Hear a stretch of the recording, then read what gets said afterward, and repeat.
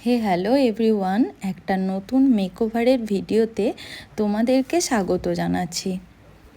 দেখো, এখানে আমার বেস মেকআপটা কমপ্লিট হয়ে গেছে আর আমি আই মেকআপটা শুরু করে দিয়েছি। এখানে কিন্তু আমি খুব বেশি কালার ইউজ করিনি। রিয়েল ক্লায়েন্টরা কিন্তু একটাই কথা বলে যে আমি বেশি লাউড কিছু চাইছি না, সিম্পলের মধ্যে আই মেকআপটা করে দিও। তো সেই রকমভাবেই আমি আজকে আই মেকআপটা শুধুমাত্র 3টে কালার ইউজ করেছি। Light brown colour, deep brown colour আর অল্প সিমার কালার ইউজ করেছি, যেটা সিলভার কালারের ছিল।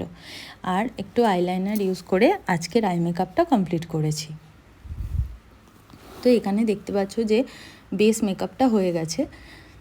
তো বেস মেকআপটা তোমাদের কেমন লাগছে, তোমরা কতটা বেস মেকআপটা বুঝতে পারছো ভিডিওতে, সেটা কিন্তু আমাকে জানাবে। আর আমি দেখো এখানে ব্লাশটাও কিন্তু খুব বেশি ইউজ করিনি। রিয়েল ক্লায়েন্টরা বেস মেকআপ চায় কিন্তু খুব বেশি না, সব কিছুই খুব নর্মাল চায়। তো এখানে দেখো প্রায় আই মেকআপটা কমপ্লিট করছি। তো এখানে আরেকটা কথা বলার আছে যে আমি যখন সামার সিজনের ব্রাইড করি তো বেশিরভাগ ক্লায়েন্টে কিন্তু নন এসিতেই আমাদেরকে মেকআপটা করতে হয়। আর অনেক সময় একটা বড় ফ্যানের হেল্প অবশ্যই আমরা পাই।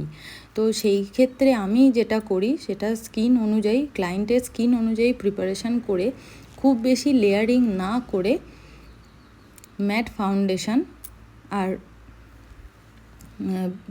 স্কিন অনুযায়ী যেই ফাউন্ডেশনটা লাগবে সেই রকম ফাউন্ডেশন, বেশিরভাগ ক্ষেত্রে ম্যাট ফাউন্ডেশন ইউজ করে কিন্তু বেসটা রেডি করে দেওয়া হয়। এবং ক্লায়েন্টকে বলে দেওয়া হয় যে একটু যেখানে ঠান্ডা হাওয়া রয়েছে বা গরমের দিকে বেশি না যেতে। তো সেইগুলো মেনটেন করে কিন্তু ভালো রিভিউ পাওয়া যায় ক্লায়েন্টের থেকে, ভালোভাবে মেকআপটা বিয়ের দিন স্টে করে যায়। তো এখানে দেখো মেকআপটা প্রায় কমপ্লিট হয়ে গেছে, আই মেকআপ হয়ে গেছে, লিপস্টিকও হয়ে গেছে। তো জুয়েলারি পরানোর কিছু ক্লিপস নিচ্ছিলাম।